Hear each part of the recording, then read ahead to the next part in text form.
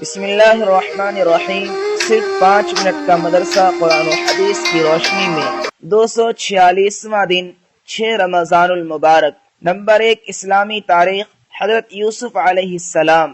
حضرت یوسف علیہ السلام حضرت یعقوب علیہ السلام کے بیٹے اور حضرت اسحاق علیہ السلام کے پوتے اور حضرت ابراہیم علیہ السلام کے پرپوتے ہیں۔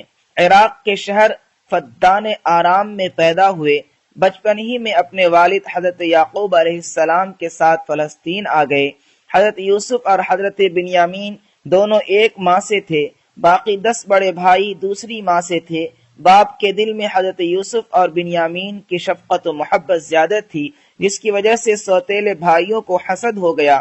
انہوں نے سازش کر کے حضرت یوسف کو ایک کنویں میں ڈال دیا۔ اردن سے آنے والے قافلے نے انہیں کنویں سے نکال کر مصر کے بازار میں عزیز مصر کے ہاتھ چند درہم کے بدلے میں بیچ دیا اور شاہی محل میں پرورش پائی۔ عزیز مصر کی بیوی نے الزام لگا کر آپ کو جیل بھیج دیا، جہاں تقریباً 9 سال گزارے۔ بادشاہ نے خواب دیکھا تھا، جس کی صحیح تعبیر بتانے اور قحط سالی میں حکومت چلانے کی تدبیر سے وہ بہت خوش ہوا اور آپ کو مصر کا بادشاہ بنا دیا۔ تقریباً 80 سال تک عدل و انصاف کے ساتھ مصر پر حکومت کرتے رہے۔ وہاں کے لوگ آپ کی نبوت پر ایمان لائے اور ان کو اعلیٰ درجے کا منتظم اور مدبر تسلیم کیا۔ 110 سال کی عمر میں انتقال فرمایا۔ اللہ نے تفصیل کے ساتھ سورہ یوسف میں ان کا ذکر فرمایا ہے۔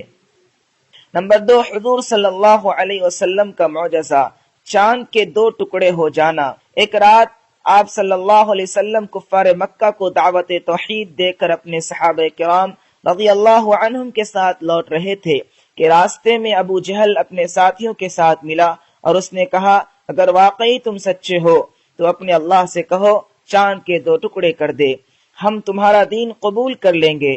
آپ صلی اللہ علیہ وسلم نے چاند کی طرف دیکھا، چاند 2 ٹکڑے ہو گیا۔ پھر چند لمحوں کے بعد دونوں ٹکڑے مل گئے۔ اس پر ابو جہل فوراً بولا، اے محمد، واقعی تم جادوگر ہو، تم نے ہماری آنکھ پر جادو کر دیا ہے۔ نمبر 3، ایک فرض کے بارے میں، وارثین کے درمیان مال میراث تقسیم کرنا۔ وارثین کے درمیان مال میراث تقسیم کرنا۔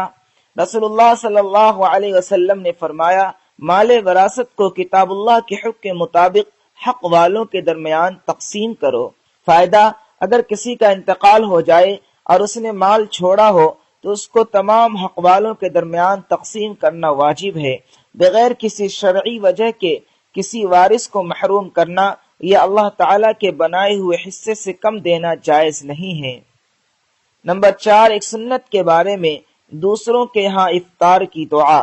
رسول اللہ صلی اللہ علیہ وسلم جب کسی کے ہاں افطار کرتے تو یہ دعا پڑھتے تھے، افطر عندکم الصائمون وَأَكَلَ طَعَامَكُمُ الْأَبْرَارُ وَصَلَّتْ عَلَيْكُمُ الْمَلَائِكَةُ۔ نمبر 5، ایک اہم عمل کی فضیلت، ماہ رمضان میں عبادت کا انعام۔ رسول اللہ صلی اللہ علیہ وسلم نے رمضان المبارک کی فضیلت بیان کرتے ہوئے فرمایا، جو شخص رمضان میں ایمان کی حالت میں ثواب کی نیت سے عبادت کے لیے کھڑا ہو تو وہ گناہوں سے اس طرح پاک ہو جاتا ہے جس طرح اس کی ماں نے اس کو جنا تھا۔ نمبر 6، ایک گناہ کے بارے میں، یتیموں کا مال کھانا۔ قرآن میں اللہ تعالیٰ فرماتا ہے، جو لوگ یتیموں کا مال ناحق کھاتے ہیں وہ لوگ اپنے پیٹوں میں آگ ہی بھر رہے ہیں اور یہ لوگ عنقریب آگ میں داخل ہوں گے۔ نمبر 7، دنیا کے بارے میں، دنیا کا فائدہ وقتی ہے۔ قرآن میں اللہ تعالیٰ فرماتا ہے، اے لوگو، تمہاری نافرمانی اور بغاوت کا وبال تم ہی پر پڑنے والا ہے۔